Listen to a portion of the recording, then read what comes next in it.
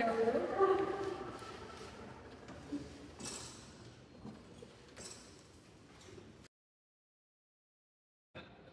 Baik, perkenalkan saya perawat Florera yang sedang bertugas dari jam 7 hingga jam 12 siang nanti. Ada yang bisa saya bantu, Pak? Ini Mbak, anak saya itu semalam tuh sesak nafas. Oh gitu, Pak. Baik, kalau boleh tahu saya dengan Bapak dan Mbak siapa ini? Saya Pak Ahmad, dan ini anak saya. Saya Jenny. Baik. Sebelumnya registrasi terlebih dahulu ya. Silakan.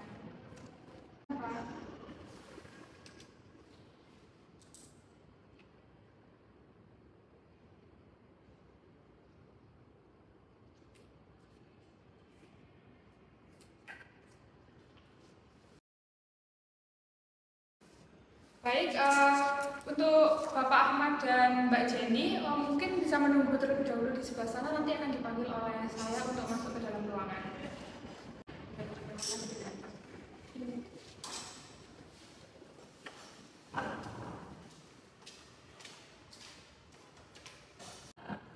Untuk Bapak Ahmad dan Mbak Jenny, saya masuk ke dalam ruangan.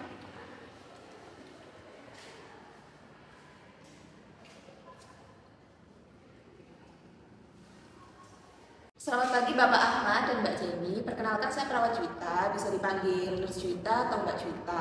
Saya yang akan membantu pemeriksaan pada pagi hari ini. Baik. Sebelumnya mungkin pemeriksaan akan berlangsung sekitar 15 sampai 30 menit. Apakah Bapak dan Mbak Jenny bersedia? Bersedia. Baik, kalau gitu kita mulai. Yang pertama mungkin bisa diceritakan terlebih dahulu ada keluhan apa datang kemari Pak? Ya ini dari anak saya itu semalam tuh sesak nafas.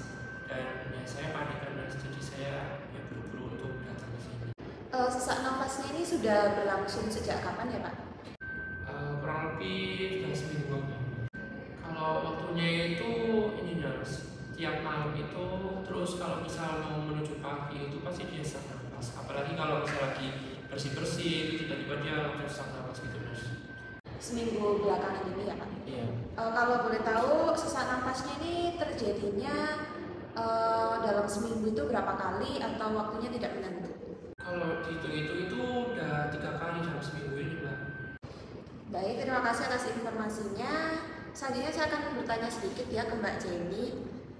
Untuk sesak nafas yang dirasakan ini apakah seperti ada rasa tertekan di dada saat menghirup nafas gitu Mbak? Iya ada nurse. Jadi saya kalau sesak itu nafasnya kayak panjang gitu terus dada saya terasa berat, terus agak nyeri juga. Tapi kalau misalnya saya udah duduk terus saya minum air hangat itu jadi lebih mendingan nurse. Selanjutnya apakah Mbak Jenny ini pernah ada riwayat penyakit yang serupa Mbak? Iya ada nurse. Jadi saya itu umur 10 tahun itu pernah sakit asma juga. Terus saya juga punya alergi sama debu dan udara dingin nurse. Oh begitu ya. Kalau untuk dari riwayat keluarga, apakah ada yang pernah memiliki penyakit sesak nafas atau asma atau penyakit yang serupa?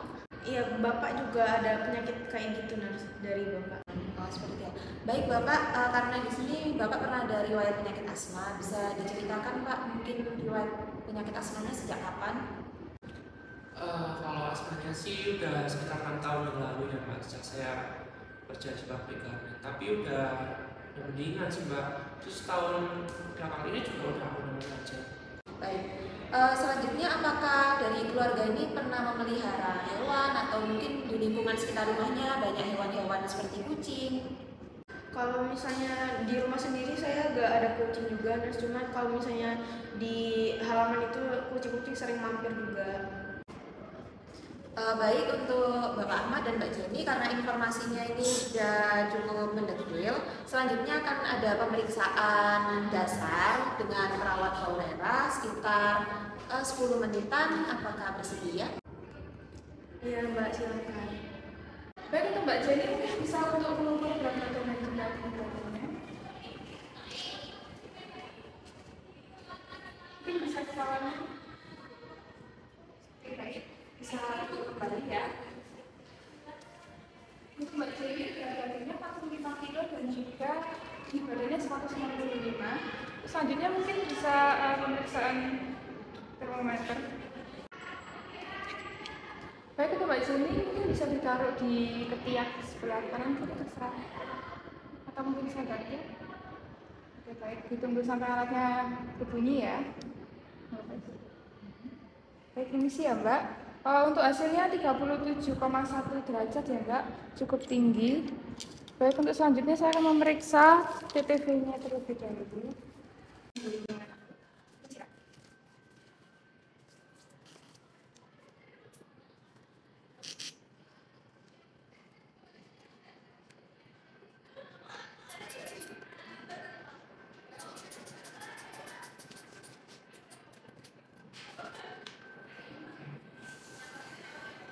Sudah selesai untuk pemeriksaan tekanan darahnya 130/90 ya.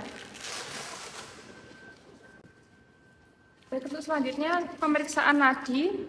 Permisi, saya pinjam pergerakan tangannya. Untuk nadinya 91 kali per menit. Lalu selanjutnya Mbak nafas santai saja. Nanti saya akan hitung selama 1 menit ya. Baik, untuk pernafasannya 22 kali per menit. Untuk selanjutnya saya akan memeriksa paru-parunya ya.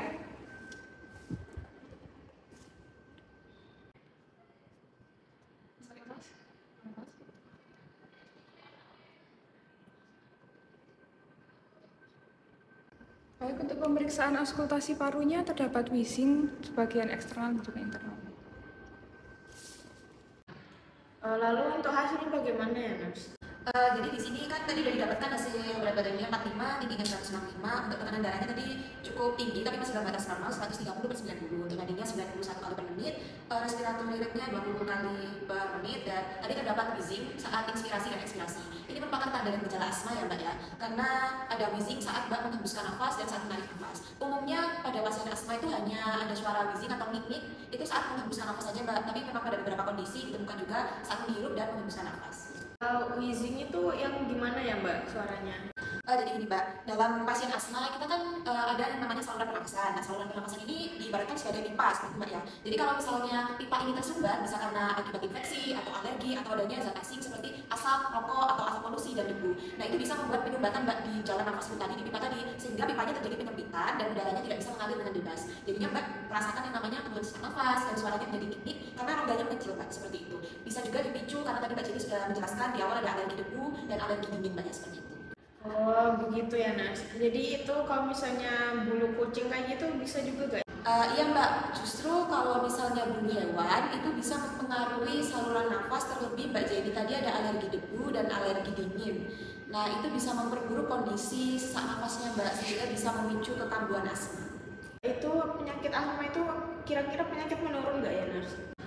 Pada beberapa penelitian itu bisa ini Mbak, terkait keturunan memang bisa, tapi ada juga yang tanpa riwayat keturunan. Tetapi apabila dari keluarganya seperti Bapak kan memiliki riwayat asma, itu bisa memberikan resiko lebih besar keturunannya atau anak-anaknya akan memiliki penyakit yang serupa.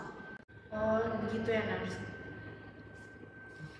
Lalu untuk misal kalau tiba-tiba anak saya kambuh itu gimana ya Mbak pertolongannya?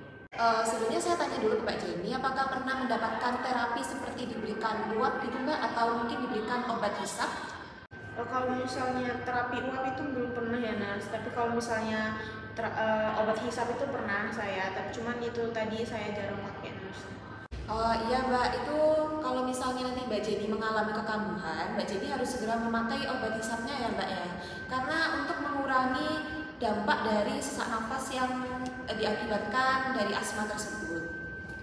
Iya Nas, baik. Setelah dari penjelasan saya yang sebelumnya tadi, apakah dari Mbak Jenny atau Pak Ahmad ada pertanyaan lain Pak terkait penyakit ini? Kalau bisa tiba-tiba asma gitu, pertolongan pertamanya gimana? Baik Pak, kalau misalnya nanti terjadi kekambuhan asmanya, tolong Bapak dan Mbak Jenny jangan panik terlebih dahulu. Bapak bisa membantu Mbak Jenny untuk memposisikan duduk tegak, lalu kalau bisa jangan di tempat yang ramai ya Pak. Kalau bisa di tempat yang tertutup, yang udaranya bersih dan sirkulasinya lancar. Lalu Bapak bisa membantu memberikan air hangat dan membantu memberikan obat hisapnya dan menggunakan seperti biasa yang biasanya diajarkan sebelumnya. Kemudian untuk menghindari kekambuhan lebih parah Pak, bisa menghindari hal-hal yang menyebabkan kekambuhan tersebut, seperti saat mungkin bersih-bersih rumah, memakai masker, dan menghindari area-area yang terkena polusi udara. Dari penjelasan saya ini mungkin ada yang kurang jelas atau perlu saya jelaskan kembali? Sepertinya sudah jelas semua Nas. Alhamdulillah kalau sudah jelas. Dari sini saya harap semoga Mbak Jenny dan Bapak bisa sepenuhnya paham ya Pak ya, dan menerapkan apa saja yang sudah saya informasikan tadi. Lalu sekarang bagaimana Mbak perasaan Mbak Jenny setelah mendapatkan pemeriksaan? Saya jauh lebih tenang sekarang, terus saya juga jadi tahu tentang penyakit saya ini. Baik, alhamdulillah saya juga merasa lebih lega karena Mbak Jenny juga lebih tenang. Semoga untuk selanjutnya bisa penyakitnya membaik dan tidak kambuh-kambuhan lagi dan segera sembuh ya Mbak. Amin. Terima kasih, Nas. Iya, sama-sama Mbak. Kalau begitu saya pamit dulu ya, Nas. Iya Mbak Jenny, terima kasih atas kunjungannya. Semoga sehat selalu Bapak dan Mbak Jenny. Amin. Terima kasih, Nas. Iya, sama-sama.